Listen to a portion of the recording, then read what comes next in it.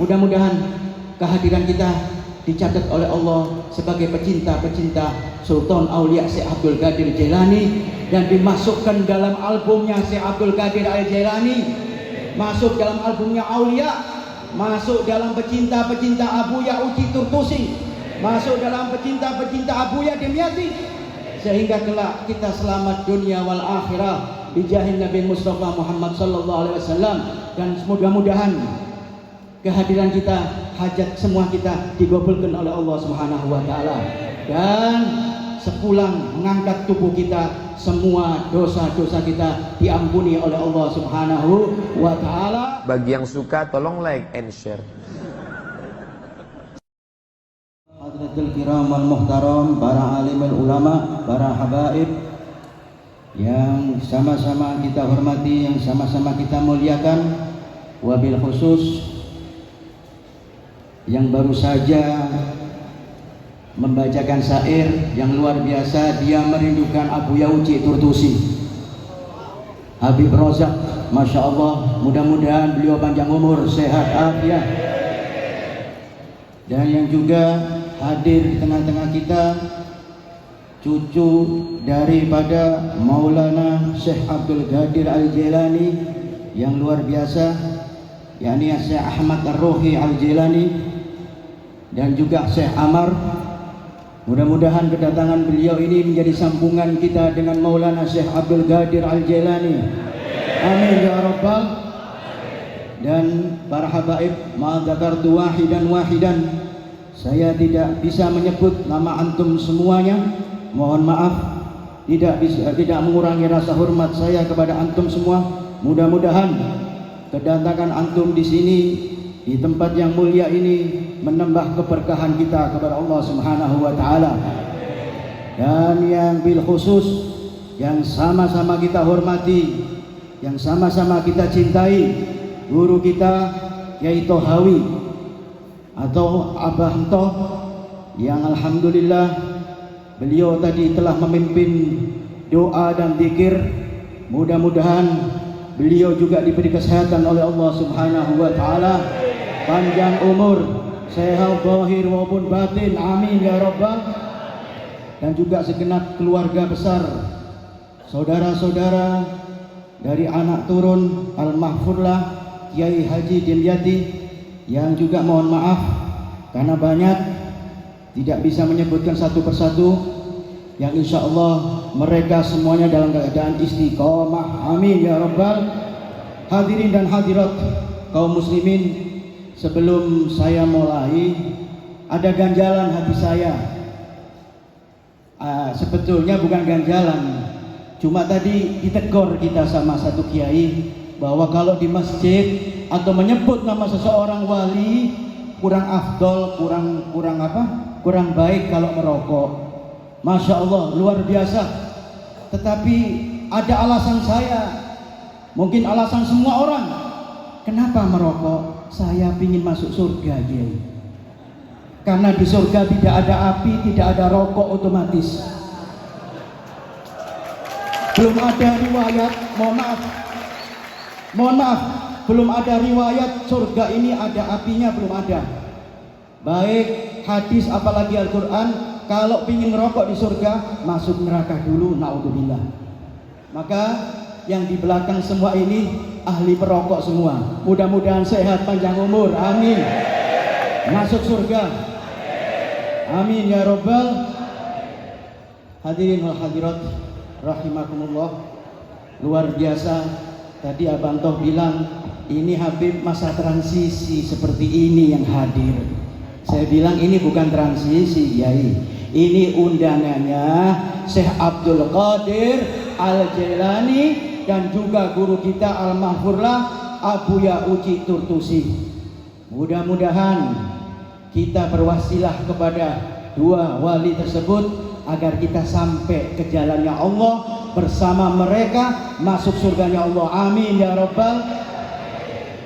Karena apa? Karena Syekh Abdul Qadir Al-Jailani ini seorang wali yang keramat, yang luar biasa. Banyak yang diceritakan, kitab-kitab pujian-pujian, termasuk Al-Imam Sya'rani radhiyallahu an mengatakan bahwa Syekh Abdul Qadir Jailani ini seperti Rasul Muhammad SAW. Kenapa? Karena selama hidupnya belum pernah lalat nempel di tubuhnya. Bahkan suatu saat pernah Syekh Abdul Qadir Jailani duduk di suatu masjid, ada burung yang mengeluarkan kotoran terkena bajunya. Setelah terkena bajunya, langsung burung tadi mati, jatuh di depannya. Maka langsung dibuka oleh Syekh Abdul Qadir Jailani bajunya. Katanya dia, saya takut dosa dengan kematian burung ini, maka baju saya sedekahkan kepada orang lain. Ini luar biasa sekali. Kalau kita baca keramat-keramat beliau, Syekh Yusuf bin Ismail An-Nabhani menceritakan dalam Jami'atul Karamatul Aulia, dia menceritakan bahwa Tuan Syekh Abdul Qadir Jailani bisa menangkap musuh meskipun bukan di hadapannya, musuh yang jauh dari negara yang lain bisa ditangkap oleh Syekh Abdul Qadir Jailani. Karena apa? Karena dia mendengar sendiri dari gurunya, seorang guru sufinya mengatakan ada seorang pedagang yang akan berlayar untuk berdagang.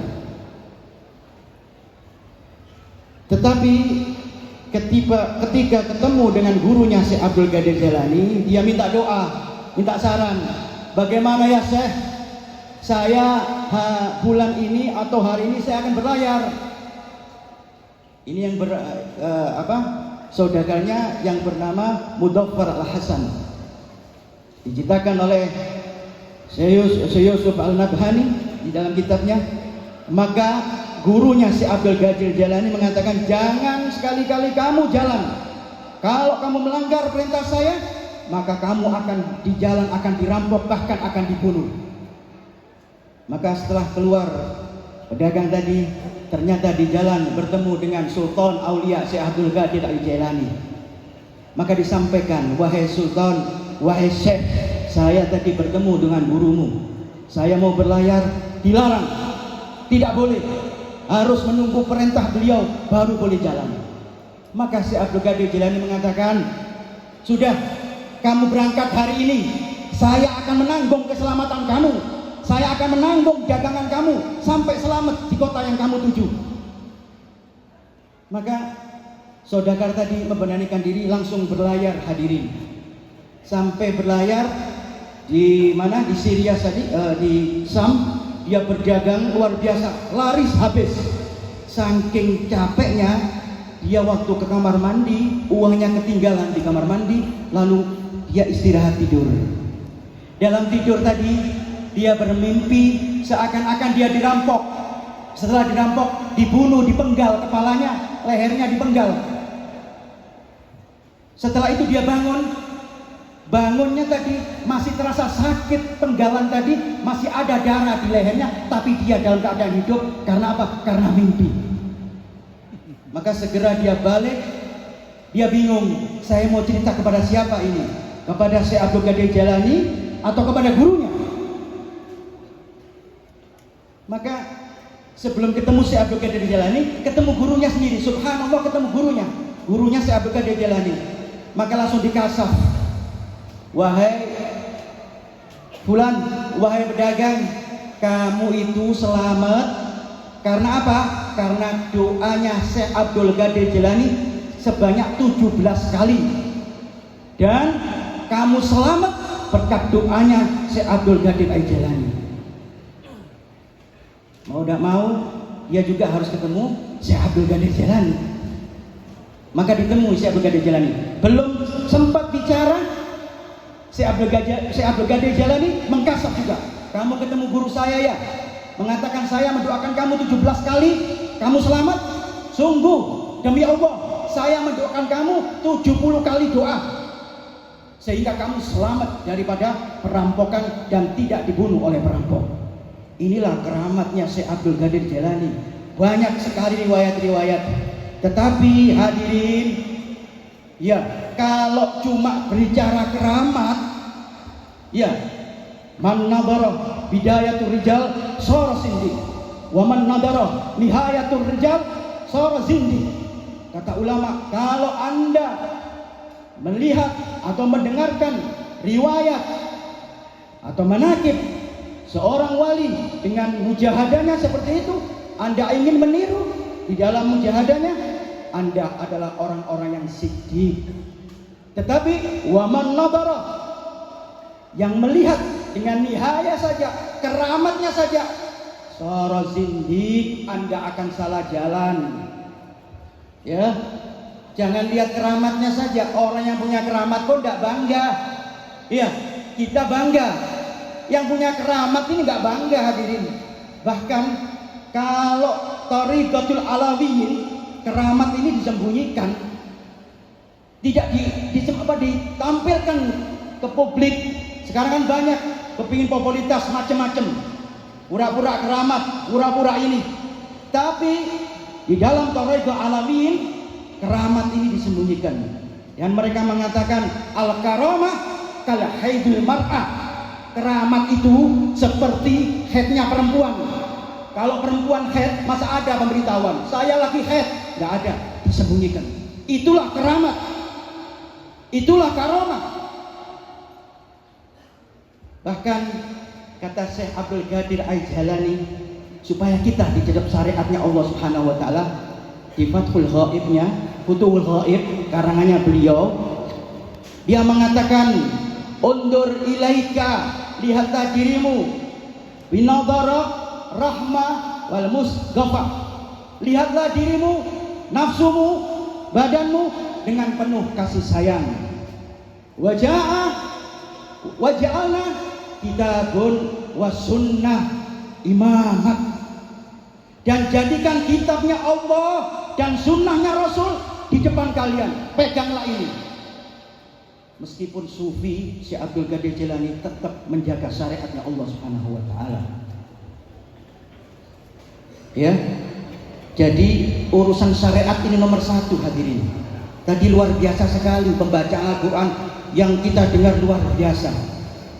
Saya boleh ceritakan, Syekh Ahmad Al-Hambali dia ini bermimpi melihat Allah 99 kali.